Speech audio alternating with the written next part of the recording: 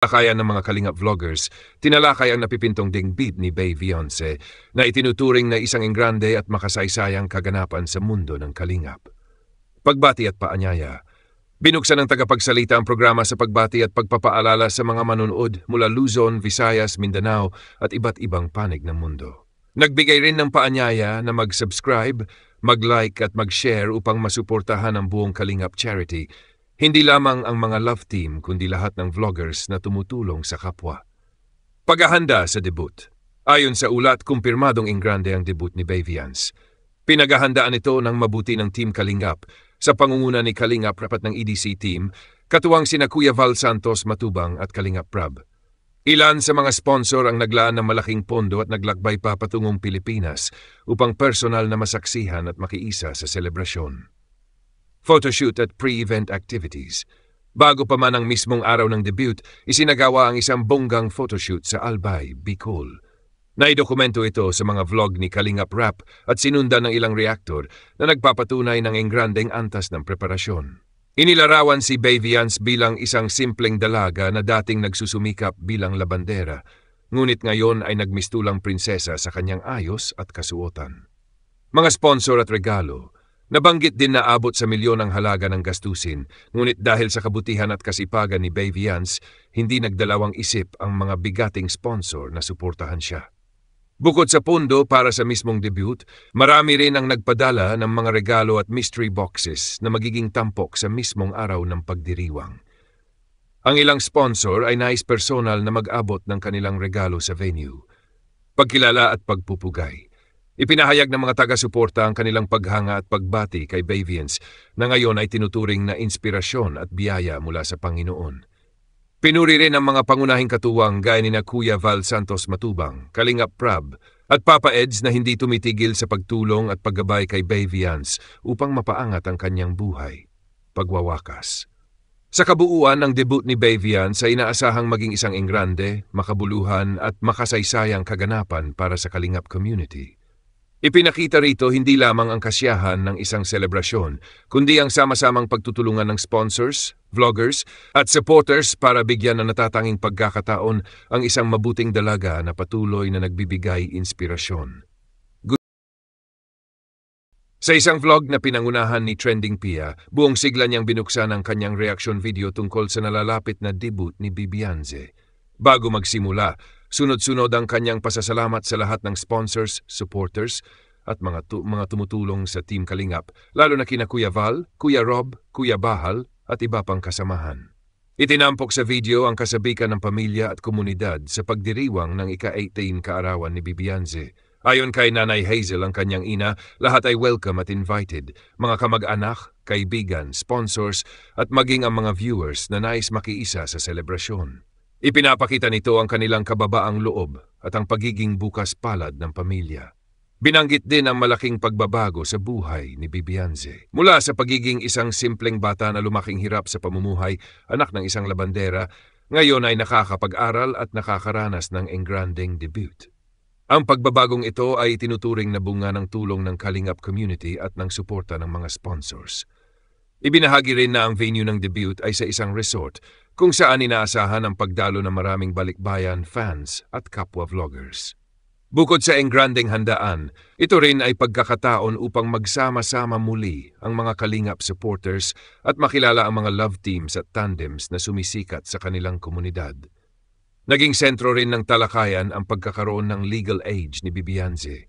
Ayon sa kanyang mga magulang, dahil 18 na siya, maaari na siyang magdesisyon para sa sarili, kabilang na kung sakaling may manliligaw na sineseryoso siya.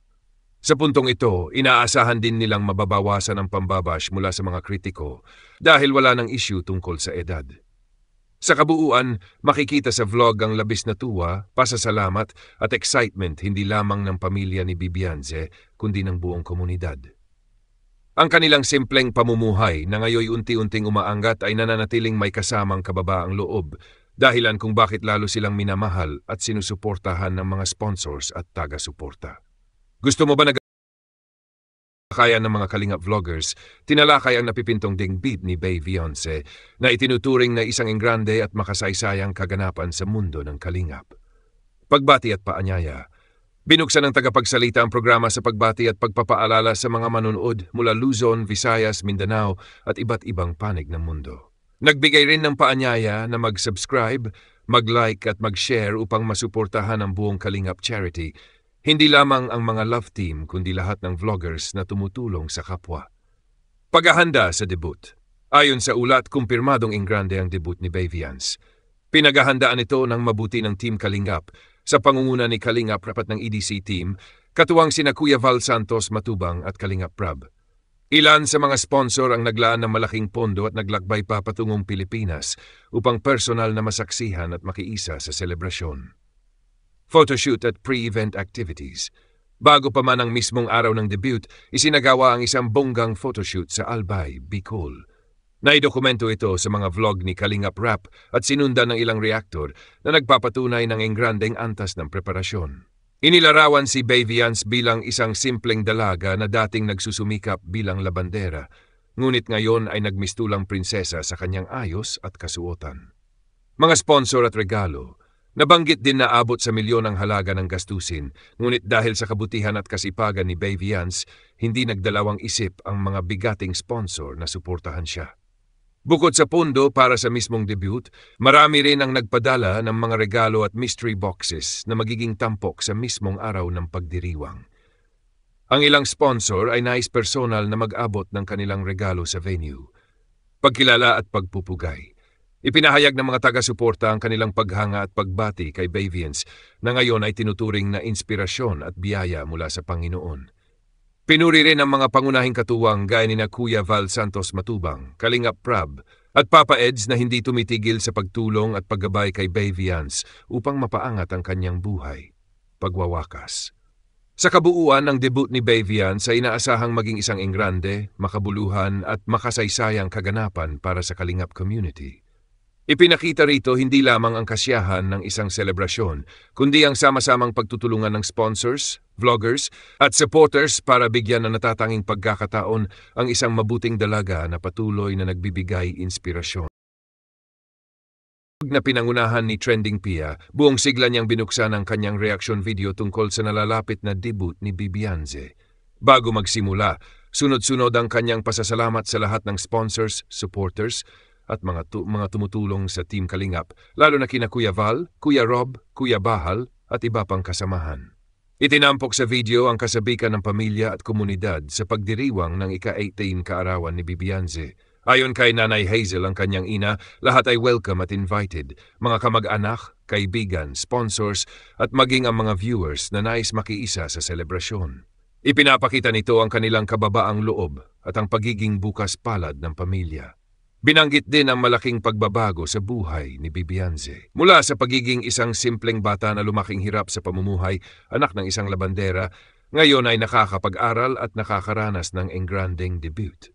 Ang pagbabagong ito ay tinuturing na bunga ng tulong ng Kalingap community at ng suporta ng mga sponsors. Ibinahagi rin na ang venue ng debut ay sa isang resort kung saan inaasahan ang pagdalo ng maraming balikbayan, fans at kapwa vloggers.